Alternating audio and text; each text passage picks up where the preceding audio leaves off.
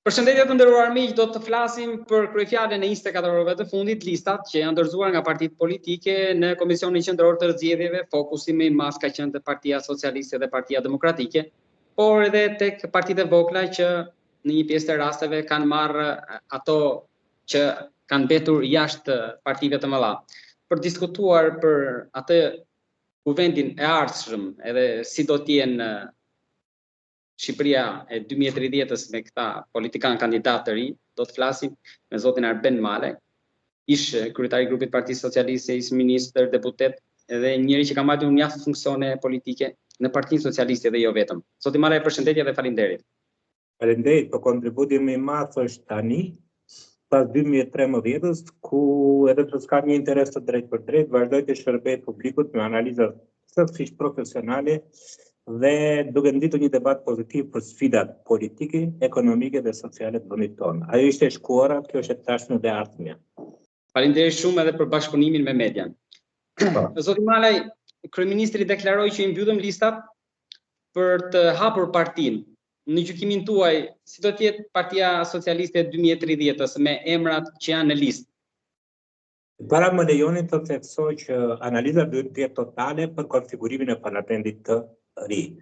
Pra çfarë po ndodh me partitë tradicionale, çfarë po ndodh me partitë e reja, cilat janë parimet kryesore të përzgjedhjes së grupeve parlamentare, ka realisht është hapur lista dhe a do të arrijë demokracia brenda partive politike të bëjë atë që bëjnë vendet me demokraci të konsoliduar, ku zhvillimet brenda partive politike arrin deri në pikën që siç ndodhi me Thesherin, që rrëzohen nga pushteti antarët e Partisë Konservatore, sepse politikat e saj të tregut të lirë krijuan kosto sociale shumë dhe deputetët konservatorë ndjenin këtë në zonat e tyre. Siç ndodhi me Tony Blair, që një debat i brendshëm në parti i ndërpreu atij mundësinë që të vazhdonte me një debat tjetër.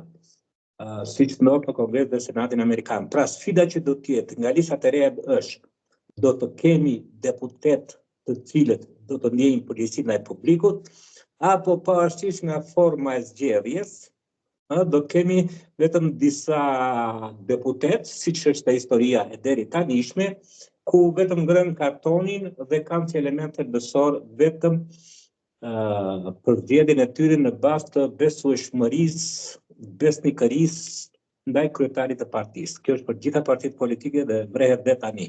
Po shikoni në një studim të bërë nga Qendra për Studime Politike drejtuar nga historiani Krasniqi, votuesit ishin testuar se çfarë ata duhan nga deputetët e tyre.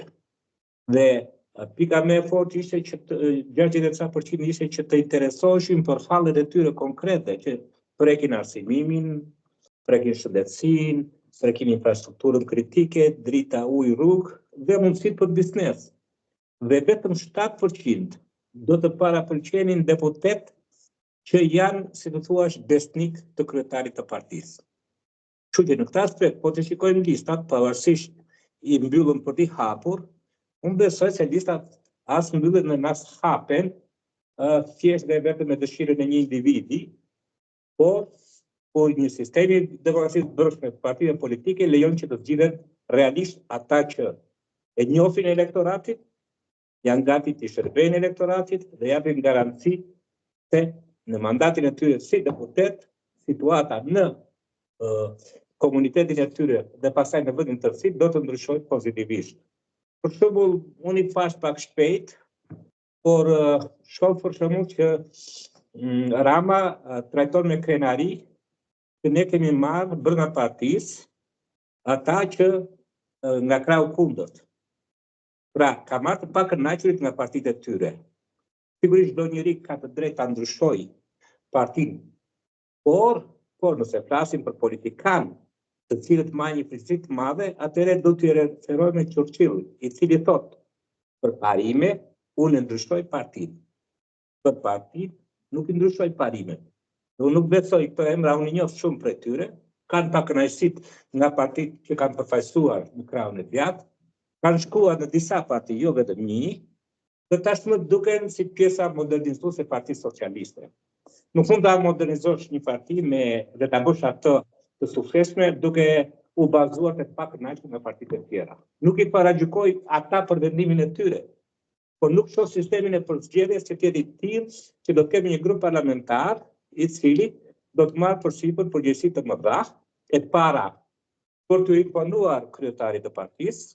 Jo çdo zgjidhje që i pëlqen kryetarit të partisë, zgjidhje që i shërben Shqipërisë, për të mos vetuar një gjë që prek thelbësisht votuesit e tyre dhe për të nxitur iniciativa ligjvënëse që mungon aftësi shumë e dobët e parlamentit shqiptar për të, sepse kushtetuta e drejtet edhe një deputeti të bëjë një ndryshim në ligj. Qoftë politika sociale, qoftë politika e taksat, qoftë mbështetje për bujqësinë, qoftë skemën e munguar të sigurimit nga fatkeqësitë natyrore të bujqësisë, qoftë fleksibilitetin në punë për nënat që kanë fëmijë nga 1 deri në 6 vjeç, që është pjesa më kritike e formimit të tyre, në mënyrë që të ndryshojnë në thelb cilësinë e arsimimit të shqiptarëve. Ne nuk mund të përparojmë me fëmijë të pa arsimuar dhe aq më keq kur pjesë e arsimuar duke ndjer burokracinë, duke ndjer kufizimin e mundësive për të gjithë të vënë sipas arsimimit të tyre, të joshu, do të marrë parasysh dhe konkurrencën. Të joshu nga konkurenca në rritje për njerëzit e mirë arsimuar nga vendet evropiane dhe çdo vend tjetër që është ambicioz në botë, ne do t'i kemi burimet tona humane, sociale, do t'i kemi të pakta dhe të pa arsimuara.